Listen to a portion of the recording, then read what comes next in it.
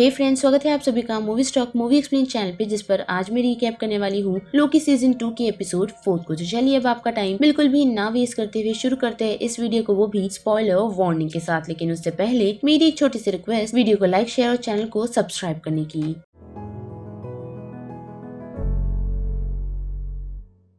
तो 4th episode की शुरुआत हमें ठीक 3rd एपिसोड के एंड से ही दिखाई जाती है, जहां हम मिस मिनट और रेंसलेयर को देख पाते हैं, जहां वो उसे कुछ कहने वाली थी, जिसके लिए मिस मिनट रेंसलेयर के लिए एक फ्लैशबैक शुरू करती है, जहां हम ही हू रिमेन्स और रवना को और रेंसलेयर को एक साथ देख सकते हैं, जो दोनों ही समय के अंत में यानी कि उसी जगह पर खड़े हैं जहां ही हू रिमेन्स की बॉडी पड़ी हुई है, और वहाँ वो दोनों इटर्नी तक यानी कि अंत तक एक साथ रहने के वादे कर रहे हैं। लेकिन जैसे ही रेंसलेयर ही हू रिमेन्स को अपने साथ टाइम डोर की मदद से वापस टीवीए चलने के लिए कहती है, ताकि वो दोनों मिल टीवीए को रूल करना स्टार्ट करे, लेकिन ही हू रिमेन्स सिर्फ उसे यही कहता है कि वो आ रहा है। पर जैसे ही रेंसलेयर वहाँ से निकलती है, तो ही हू रिमेन्स मिस मिनट को निकाल उसे यही कहता है कि सभी लोगों की मेमोरीज को इरेज कर दिया जाए। जो सारी चीजें देख रेंसलेयर काफी शॉक है, क्योंकि उसे ये रियलाइज होता है कि वो टीवीए में काफी लंबे अरसे से है। साथ ही इस चीज से ये भी कंफर्म हो जाता है कि रेंसलेयर को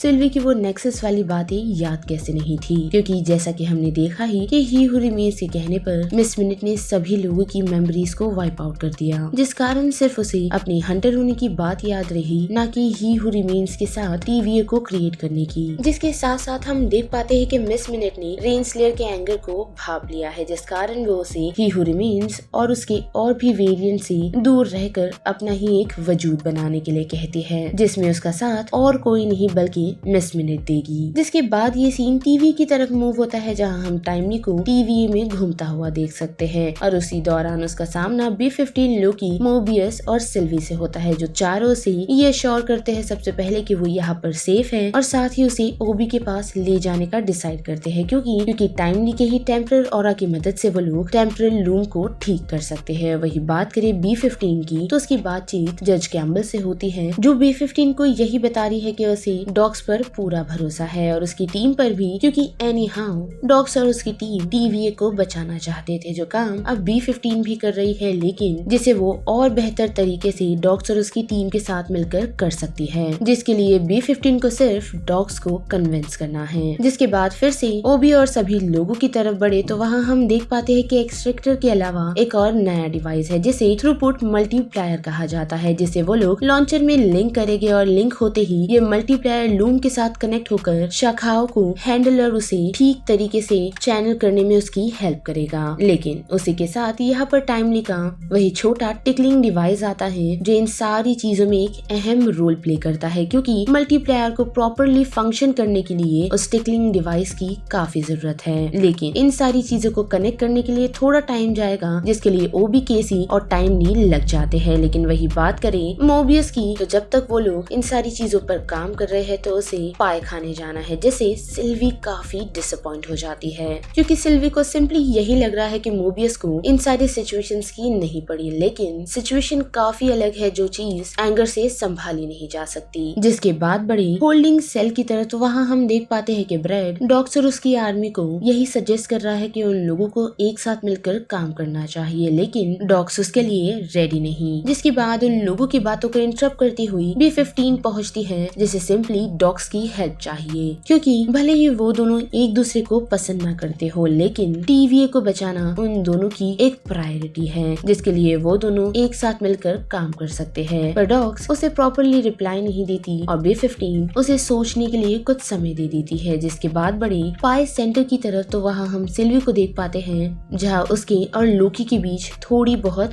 आर्गी हो जाती है, वो भी इस बात को लेकर कि उन लोगों ने पास्ट में क्या किया, साथ ही प्रेजेंट में वो लोग क्या करने वाले हैं और फ्यूचर में क्या होगा। क्योंकि सिल्वी के अकॉर्डिंग तो टाइमली टीवीए को बचा लेगा, जिसके बाद टीवीए पहले जैसा नहीं काम करेगा, साथ ही टाइमली भी ही हू रिमेन्स जैसा नहीं बनेगा। जिसकी डिफेंस में लोकी सिर्फ उससे यही कहता है कि उन लोगों के पास और कोई रास्ता नहीं, पर अभी भी सिल्वी का यही मानना है कि सब कुछ ठीक होने के बावजूद भी जैसे जैसे वक्त गुजरता जाएगा, वैसे वैसे टाइमली भी ही हू रिमेन्स जैसा बन जाएगा, क्योंकि सिल्वी का मानना है कि टाइमली वापस अपने टाइम यानी कि 1893 में अपनी लाइफ को वैसे कंटिन्यू नहीं करने वाला। पर वही बात करे लोकी की तो वो उसे यही कहता है कि वो लोग उस पर नजर और उसे सही राह पर चलाने की कोशिश करेंगे, जिससे वो लोग इस बात के लिए इंश्योर हो सकते हैं कि टाइमली ही हु रिमेन्स जैसा नहीं बनेगा। जो चीज सुनते ही सिल्वी के मुंह से यही बात निकल आती है कि वो लोग कोई गॉड नहीं, जो बात डेफिनेटली सिल्वी की रॉन्ग है, जिसे लोकी अग्री नहीं करता। जिसके बाद फिर से ये सीन होल्डिंग सेल की तरफ बढ़ता है, जहाँ हम रेनस्लेयर और मिस मिनट को टाइम डोर की मदद से वहाँ पहुँचता हुआ देख सकते हैं, जो आते ही सभी लोगों को उसकी टीम में ज्वाइन होने के लिए कह रही है ताकि वो सभी मिल TVA को फिर से रीस्टोर और उसे स्टेबल कर सके। और अगर उन लोगों ने रेनस्लेयर की इसमें हेल्प की तो उसके बदले वो वहाँ मौजूदा हर एक शख्स को उनकी जो रेगुलर लाइफ चल रही थी उन्हें लौटाएगी। पर हम देख पाते हैं कि डॉक्स के अलावा उसकी कोई भी बातें नहीं सुनता, जिस कारण रेनस्लेयर सभी लोगों को ट्रांसल्यूसेंट बॉक्स की मदद से स्क्वीज कर देती है। और अब बड़े टाइमली की तरफ तो हम देख पाते हैं कि जहाँ वो हॉट को एंजॉय करने के लिए पहुंचा था, वहाँ से डॉक्स उसे अपने साथ ले जाता है। साथ ही B-15 जैसे ही होल्डिंग सेल की तरफ पहुंचती है तो सारी सिचुएशन देख वो लोगों को इस बारे में आगाह करने की कोशिश करती है, लेकिन उसका टाइम पैड काम ही नहीं करता। जो चीज ना सिर्फ B-15 के साथ हो रही है बल्कि ओबी मोबियस के साथ भी हो रही है, जो काम और किसी का नहीं बल्कि मिस मिनट का है, जिसने सारे ट्रांसमिशन को ब्लॉक कर रखा है। साथ ही ओबी को भी ये समझ आ गया है कि ये सारी चीजें और कोई नहीं बल्कि मिस मिनट कर रही है। और वही बात करें टाइमली की तो उसकी बातचीत रवोना तो उसकी बातचीत रेनस्लेयर और मिस मिनट से होती है, जो सिर्फ उसे उसके मल्टीप्लायर के बारे में जानना चाहते हैं, जिसकी इन्फॉर्मेशन वो उन लोगों को दे तो रहा है लेकिन काफी घुमाकर। और जब टाइमली उन लोगों का टाइम वेस्ट कर रहा है तो वही हम मोबियस और बाकी लोगों को देख पाते हैं, जिन्हें ये पता चल चुका है कि टाइमली गायब है। जैसे लोकी का ये मानना है कि रेनस्लेयर ने उसे और कहीं नहीं बल्कि TVA में ही कहीं रखा हुआ है, तो उन्हें जल्द से जल्द टाइमली को ढूंढना है ताकि टेम्पोरल लूम को वो लोग ठीक कर सके।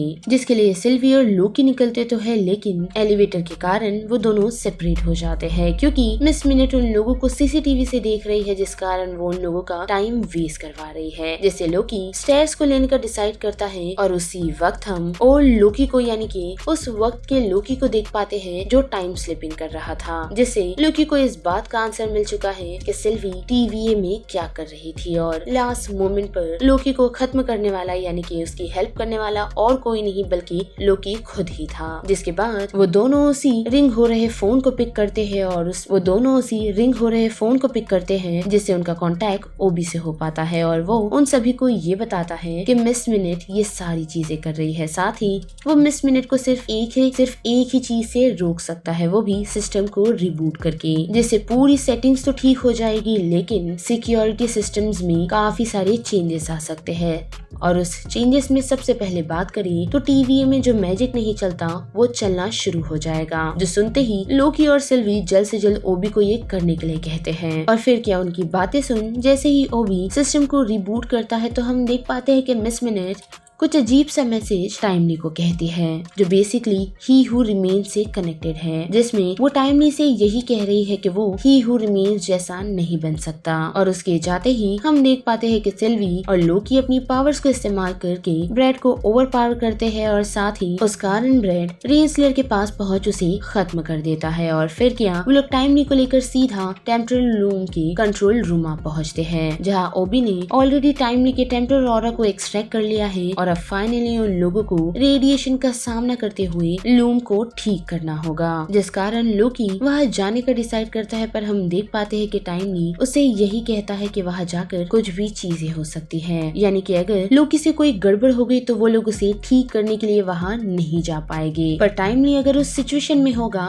तो गड़बड़ होने पर वो उन चीजों को हैंडल कर सकता है, जिस कारण बिल्कुल भी टाइम ना वेस्ट करते हुए टाइमली उसी सूट को पहन सीधा टेम्पोरल लूम की तरफ बढ़ता है। लेकिन डोर ओपन होते ही जैसे टाइमली एक कदम बाहर निकालता है तो हम देख पाते हैं कि रेडिएशन के कारण उसकी तुरंत ही मौत हो जाती है, जिसे बाहर खड़े सभी लोग काफी हैरान हैं और काफी चिंतित भी, क्योंकि उन लोगों के पास अब कोई दूसरा रास्ता नहीं। जिसके बाद ये 4th एपिसोड टाइम लूम को दिखा कर की जाती है, जो मे बी एक्सप्लोड हो रहा है, जैसे लोकी की उम्मीद टूट चुकी है। और यहीं पर लोकी सीजन 2 का ये एपिसोड 4th खत्म होता है, जिस बारे में अब आप सभी की क्या राय बनती है उसे लेकर आप मुझे कमेंट सेक्शन में बता सकते हो। साथ ही वीडियो पसंद आई तो वीडियो को लाइक, शेयर और चैनल को सब्सक्राइब करना मत भूलिएगा। बाकी मैं मिलूंगी आपको फिर किसी मूवीज या सीरीज के रीकैप के साथ। तब तक के लिए आप movie stock, movie explain channel के बाकी वीडियोस को एंजॉय कीजिए। Till then bye.